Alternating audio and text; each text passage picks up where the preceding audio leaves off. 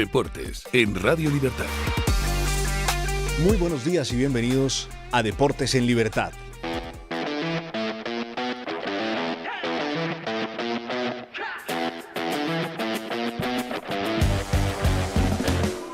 Comenzamos este tramo informativo con muy buenas noticias porque ayer España, después de 54 años, volvió a vestirse de oro en los Juegos Olímpicos de Invierno y Ana Alonso también consiguió una medalla de bronce. Pero tenemos que hablar de esa medalla de oro, tenemos que hablar de Oriol Cardona, oro histórico, 54 años después de que Paquito Ochoa consiguiera esa primera medalla en la historia para España en los Juegos Olímpicos de Invierno. El catalán de 31 años se convirtió de esta manera en el segundo oro olímpico para España en este tipo de justas. Recordemos, están jugando los Olímpicos en Milán Cortina. 54 años después, bueno, Paco Fernández Ochoa lo había conseguido en el 72 en la disciplina de Sapporo. Escuchemos a Oriol Cardona después de haber conseguido esta histórica medalla de oro para el deporte español.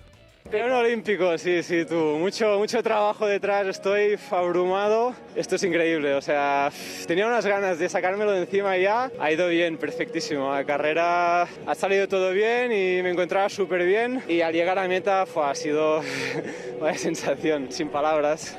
Esas son las palabras de Oriol Cardona, que debuta en una disciplina que debuta en los Juegos Olímpicos, como es el esquí de montaña o el esquimo, como también se le conoce. Cardona es doble campeón mundial en esta disciplina y también campeón europeo. En la prueba, ya en lo que fueron esos 2 minutos de prueba, él dominó de principio a fin. Incluso le sacó más de un segundo al segundo, que era el ruso Filipov.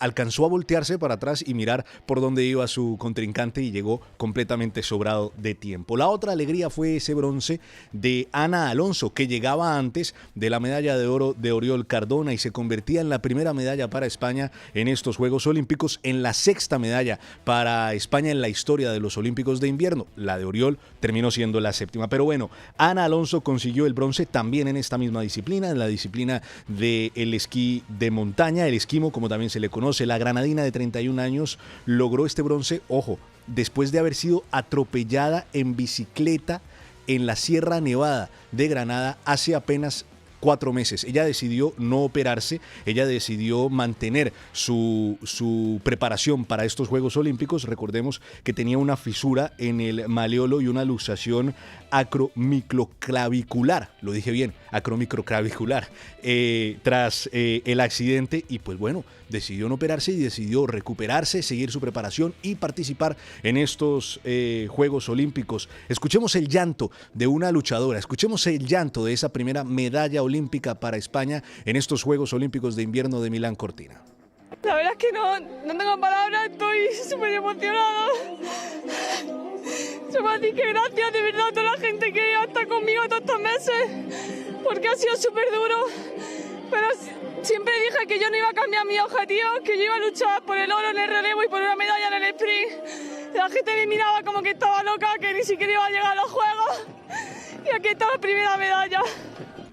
Sin duda, una tarde histórica para el deporte español en esta disciplina del esquí de montaña. Mañana será la prueba de los relevos y España se convierte como una favorita para poder conseguir medalla, para conseguir otra medalla en estos Juegos Olímpicos de Invierno. Hablemos de fútbol, porque anoche el Celta consiguió un importante triunfo en la ida de los playoffs de la Europa League, playoffs para jugar los octavos de final. Aspas lideró la victoria del Celta en Grecia con un gol y una asistencia. El Celta venció 1-2 al PAOK en Salónica. El PAOK llevaba más de un año sin perder en condición de local. Ningún visitante había podido ganar en casa del PAOK, en casa del PAOK desde hace más de un año, y lo logró el Celta de Vigo de Giraldes con Aspas, quien anotó un primer gol tras un pase espectacular de Miguel Rodríguez, una espuela en el aire que termina habilitando a Iago Aspas para anotar el 1-0. Después Iago Aspas en ese mismo primer tiempo habilita a su compañero Svedberg, o asiste a su compañero Svedberg para el 0-2. En el segundo tiempo pues se presentan varias situaciones, anota el Celta de Vigo lo que vendría siendo el 0-3, un gol de Ferran Jutla Al final el VAR, en una decisión tomada por las líneas, más no por el fuera de juego semiautomático, termina decidiendo que es fuera de juego y que no es válido ese 0-3 para el conjunto celtarra. El Celta después recibe el gol del Pauca justo en la siguiente jugada, que termina poniendo el marcador final 1-2. Un gol también muy ajustado, que a mi parecer, y simplemente viéndolo a ojo, parece que hubiera sido fuera de juego del equipo griego. Hay que recordar que la próxima semana, el próximo jueves a las 9 de la noche, se jugará el partido de vuelta en Balaídos, y el Celta, pues que venía de 5 partidos sin ganar, retoma su buen momento y, cómo no, de la mano de Iago Aspas, el príncipe de las bateas, histórico del Celta de Vigo. Ahora, ya que estamos hablando de fútbol, ya que estamos hablando de lo que tiene que ver con las competiciones de la UEFA, hay que mencionar la última hora del caso de racismo en el estadio del Benfica. Sí, yo lo llamo caso de racismo porque es evidente lo que pasó, sobre todo en el estadio. Varias imágenes ya hemos visto de hinchas del Benfica insultando y profiriendo insultos racistas a los jugadores del Real Madrid. Todavía no se sabe qué fue lo que le dijo Prestiani, pero sí se vio lo que pasó en el estadio Daluz. Entonces seguimos hablando de esto porque el Real Madrid ayer rompió su silencio y manifestó su total apoyo a Vinicius y su colaboración con la UEFA. Ha enviado a la UEFA las pruebas que tienen en su poder sobre lo que sucedió en el estadio Daluz y sobre, pues bueno, los ataques racistas que sufrieron los jugadores del Real Madrid. Frente a esto, el Benfica también decidió tomar acción, pero no en contra del racismo que se vio y que fue evidente en su estadio, sino en contra del Real Madrid. Entonces hace el contraataque el Benfica, acusando ante la UEFA una falta de Federico Valverde, que no recibió ninguna amonestación ni expulsión por parte del colegiado ni del VAR, que fue un manotazo cierto, es un manotazo cierto que se presentó en el partido contra Dal y que pudo haber sido ocasión de una roja. Pero, señores del Benfica, presidente del Benfica, Rui Costa, José Mourinho, no vamos a comparar una acción de juego con un insulto racista. No vamos a comparar una acción de juego con lo que pasó verdaderamente en el estadio de Benfica. No tratemos de desviar la atención y más bien tratemos de erradicar eso de los insultos racistas del fútbol y del estadio Daluz. Deberíamos empezar por ahí, ¿no? Señores del Benfica, hablemos de cosas más amables. Ahora sí hablemos de cosas un poco más tranquilas, como puede ser el tenis. Dejamos el fútbol de lado y seguimos disfrutando con Carlos Alcaraz, quien ya está en las semifinales del Abierto de Doha, sufriendo. Alcaraz terminó remontando tras perder el primer set en el tiebreak contra Kuchanov.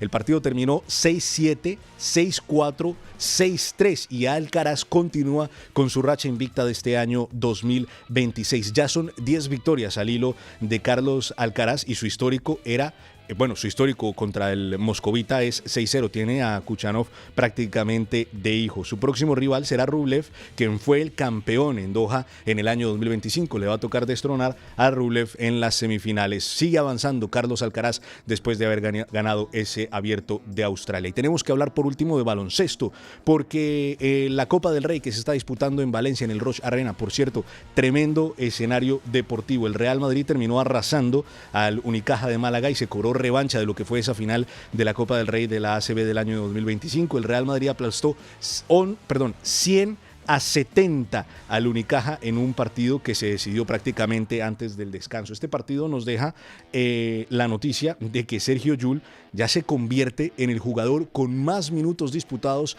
en la historia de la Copa del Rey de baloncesto. En total son 982 minutos para el histórico del Real Madrid y destrona en ese récord a Felipe Reyes. Escuchemos a Sergio Llull. Bueno, un honor siempre pues adelantar a grandes leyendas como Felipe, ¿no? Pero bueno, al final son datos individuales que quedan un poco en segundo plano. Lo que queremos y el objetivo que tenemos es intentar levantar esa copa el domingo. Hay que decir que el Valencia Basket, que está también en un muy buen estado, venció al Juventud de Badalona. El Valencia Basket será el rival del Real Madrid en las semifinales y hoy se disputará el partido entre el Baskonia contra la Laguna Tenerife a las 6 de la tarde y también jugarán el UCAM Murcia contra el Barcelona a las 9 de la noche. Dejamos el baloncesto de un lado, dejamos la actualidad deportiva en este breve resumen y nos vamos a hablar con Pedro Pablo Parrado en su sección A Balón Parrado para después seguir con la tertulia. Buenos y deportivos días por la mañanita, amigos de Deportes en Libertad. Gloria al deporte español.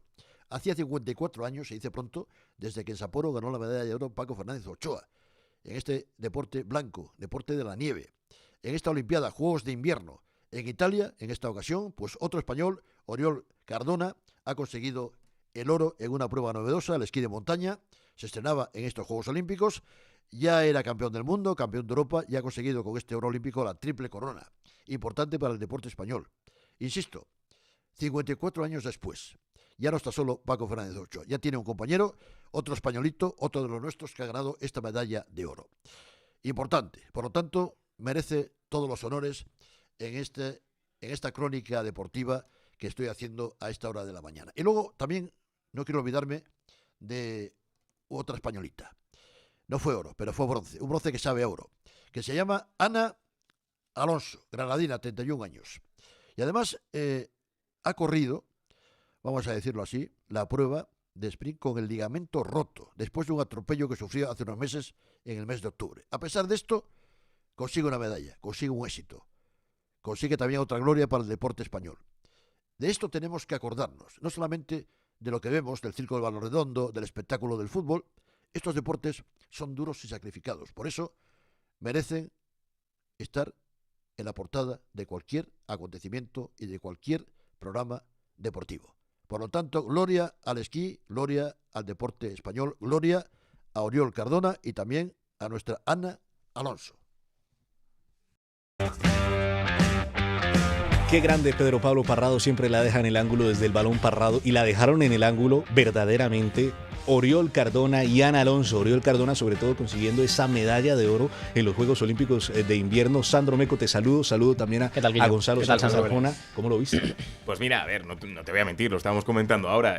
Yo es verdad que no conocía el deporte, pero me parece una pasada. O sea, es una combinación de muchísimas cosas, de esquí, de Ironman, de vértigo. Sí, o sea, me parece una pasada y creo además que es un deporte que se puede hacer muy viral realmente, porque eso te lo llevas al terreno del TikTok y tal, y vamos, creo que puede ser muy divertido. Y oye, al final me parece un deporte, ya fuera bromas, de lo poco que conozco, súper completo. Tengo que decir, y valga aquí la broma, estéticamente me recordó mucho a los Simpsons, al estúpido y sensual Flanders. Es totalmente cierto eso. Cuando esquía, ¿no? Con los... Y además, ¿sabes lo viral que sería, hablando de virales y tal? Que sacaran la equipo técnico de esto. No, equipo técnico de esto, edición Ned Flanders. O sea, sería increíble. Yo me pillaría uno. Sí, bueno, yo nada, en plan, simplemente por darle la enhorabuena, muy contento de que España tenga 2 medallas de oro y sobre todo en un deporte nuevo. Todo lo que sea que España consiga medallas olímpicas, tanto en los Juegos de Invierno como Juegos Olímpicos normal, pues escucha, yo encantado. Es tremendo. Primer campeón olímpico de este deporte. Y además lo estábamos hablando también, que al final España ha enviado una delegación de 20 atletas a estos Juegos Olímpicos, 2 vienen con medalla, que ya es, si lo pensáis, es un por ciento. Está muy bien. España siempre gana. En algunas cosas España siempre gana en deportes, así que contentos. Ojo con lo que pueda pasar mañana, porque mañana es la prueba de relevo, entonces a lo mejor después de lo que vimos en individuales, tanto en femenino como en masculino, pues España puede ser candidata a ganar medalla mañana en el esquí de montaña. Y hablamos ahora de fútbol, porque se sigue hablando muchísimo de lo que fue ese escándalo en el Estadio Daluz. A mí me gusta decirle escándalo racista en el Estadio Daluz. ¿Por qué? Porque no es algo que se suscribió solamente al terreno de juego, no es algo que se suscribió solamente a lo que le dijo Prestiani a Vinicius, que todavía no sabemos qué fue lo que le dijo Prestiani a Vinicius, y va a ser muy difícil que lo sepamos, pero es algo que se presentó en el estadio, desde las afueras del estadio, en la tribuna, muchísimos insultos racistas a los jugadores del Real Madrid. Hemos visto videos, hemos visto pruebas de lo que sucedió en el Estadio Daluz. Sí, y además, sobre todo lo que dices, en cuestión de previas, no es nuevo. Lo hemos visto incluso en la propia Liga Española, en los desplazamientos por lo general del Real Madrid. Se han proferido estos tipos de insultos. Entonces, lamentablemente no es novedad. Al final la cuestión reside que yo creo que es lo que hay que sacar de todo este debate, en qué pasos se toman para evitar que esto vuelva a ocurrir, porque no me parece que las soluciones sean sencillas. Al final creo que el deporte, el fútbol al menos, es un deporte entre comillas, de pillos, y creo que el jugador del Benfica sabía perfectamente lo que estaba haciendo cuando se estaba tapando la boca. Es muy difícil probar lo que le dijo Prestiani a Vinicius. A ver, yo creo que es casi imposible, ¿no? Porque a pesar de las pruebas que ya entregó el Real Madrid, que dice Sí, que sí. tienen pruebas y que entregaron ya a la UEFA. Yo creo que es casi imposible. Al final el jugador se tapa la boca, no se le puede leer los labios y al final pues es la palabra de Vinicius o de Mbappé que diga que haya escuchado contra la del jugador del Benfica. Entonces al final, pues bueno, lo que dice también Sandro, lo de que las medidas que se toman, que al final que igual no son suficientes. Bueno, a ver, al final es parar el partido, si la cosa sigue así, se suspende, ¿no? O si el jugador no quiere reanudar el partido, como pasó, que al final el equipo del Real Madrid apoyó en la decisión de Vinicius de continuar el partido, pues se suspende y ya está. Al final yo creo que no se va a hacer mucha justicia, por así decirlo, Sí, claro. y que se va a quedar ahí, pero tampoco me parece bien lo de que tengan que prohibir, de que no se pueda hablar con la camiseta tapada. Creo que al final ahí está también un poco que cada jugador decide cómo hablar o no, ya no en insultos, igual yo me tapo simplemente porque no quiero que escuchen la táctica que te estoy diciendo para sacar una falta o una jugada. Entonces al final no puede ser todo tan radical. Eso ya lo ha propuesto Micael Silvestre, exjugador del Manchester United, que pertenece ahora a la comisión de los jugadores de la FIFA, pero lo que es cierto es que pruebas que tenemos, que podemos tener, el testimonio de Kylian Mbappé, que vendría siendo un testimonio de parte, las imágenes que no enseñan nada. Al final es cierto que en la Premier League una vez se llegó a decidir sobre un asunto similar, diciendo que el hecho de que el jugador se tapara la boca significaba un indicio probatorio que podría asegurar que a lo mejor el jugador se tapó la boca para decir algo que no debía. Es que es muy difícil porque al final, por un lado, sí que está la cuestión de si eres tan valiente para proferir un insulto racista, al menos sé lo suficientemente valiente como para no taparte la boca y que el mundo sepa lo que has dicho. Pero es que por otro lado, el punto que has dicho me parece muy interesante, Gonzalo. Es que al final estás en el centro del campo, estás jugando, estás preparando, yo que sé, un lanzamiento de falta, una jugada. Tienes que taparte la boca, lógicamente. Claro. ¿Qué haces? Entonces, por eso decía lo que hemos comentado hace un principio, que no es tan fácil poder realizar una medida que sea justa. Prácticamente imposible. Sí, sí. No, incluso ya no solo con lo de taparte la boca, sino que es casi imposible erradicar los insultos en los estados, porque al final tú no puedes controlar, por ejemplo, lo que pasó en el Benfica, post-insulto, después del lío, que se reanimó el partido, lo de los gestos de los aficionados haciendo como si fueran un mono. Es que eso al final no lo puedes evitar, porque al final siempre va a haber alguien que va a hacer algún acto así, que va a insultar o que va a meterse con el jugador. Entonces al final, ¿cómo evitas eso? En cuanto que veas una persona que insulta algo así, paras el partido, y entonces al final pagan 60.000 personas por la conducta de uno. Yo lo que creo que al final es que tienen que coger esas imágenes y, pues como se ha hecho muchas veces, pues expulsar a esa persona X años de no entrar al partido o algo final, así. claro, es que eso puede que sea muy difícil de evitar, pero siempre puede haber consecuencias. Por ejemplo, en el Real Madrid, cuando hubo aficionados del Real Madrid que insultaron de manera racista a Lamine Yamal, fueron expulsados de socios del Real Madrid, ya no son socios del Real Madrid. Entonces, y no pueden entrar al campo, ya claro, no es que sean socios, no pueden entrar al partido tampoco. Y ya no pueden entrar al campo. Pero aquí nos preguntamos, esto se convierte como en una posición partidista, ¿no? Entonces, si afectan a uno de los míos, entonces estoy en contra de este tipo de insultos. Pero si el que insulta hace parte de los míos, entonces defiendo como hace el Benfica. Es que la posición del Benfica también es muy cuestionable. La posición del Benfica es totalmente cuestionable. Al final puede estar de acuerdo o no en cómo Vinicius celebra los goles, pero por ejemplo la respuesta de Mourinho de por qué no celebra los goles de otra forma, casi dando a entender de que si es medio culpa suya por celebrarlo así. A mí se me cayó un mito. Sí. A mí no me parece nada bien. Quiero decir, yo no estoy de acuerdo con las celebraciones por lo general de Vinicius, pero no creo que una celebración como la que vimos de alguna forma justifique que reciba los insultos que recibió. De todas formas, por aportar algo positivo, yo intento coger la perspectiva y me he quedado con eso de Thierry Henry. Lo dijo en el programa, creo que es de la CBS. Golazo se llama. En Golazo, justo dijo, yo no soy madridista, pero soy madridista esta noche. Entonces, yo espero que esa perspectiva sea, independientemente del club, la que una a la comunidad del fútbol ante algo que es que nos tiene que unir a todos. Es que yo entiendo un poco la imagen del Benfica, sí. Defender a su jugador al final. Pero no hay, vamos a verlo así, no hay una prueba que sea clarísima de que se le vea literalmente leyéndole la boca que diga ese insulto. Por lo tanto, el Benfica se agarra a eso y dice, al final es la imagen del club, son los valores que está transmitiendo nuestro club afuera. Nosotros no podemos permitir que un jugador nuestro haga un insulto racista, porque cómo va a quedar la imagen del club a futuro para todo. Eso es como los valores que enseña nuestro club a nuestros jugadores. Por lo tanto, tienen que aferrarse a, no, nuestro jugador no ha dicho esto y nosotros vamos a muerte con nuestro jugador. a mí se me cayó un poco también lo de Mourinho justificando que, bueno, que al final ha celebrado y que pues por eso se ha insultado. Y Mourinho, que es un entrenador que muchas veces se ha sentido perseguido, que ha alegado, que el sistema ha estado en contra de él, ahora pues tiene enfrente a otro jugador como Vinicius, que también alega lo mismo, y yo creo que le falta un poco de empatía en esta situación. Y bueno, por terminar súper rápido, muy bien que el Madrid haya sacado el comunicado. Sí. Vale, bueno, termina esta tertulia muy agradable con Sandro, muchas gracias. Gonzalo, muchas gracias. Los espero el lunes también a las 10:10 para más Deportes en Libertad.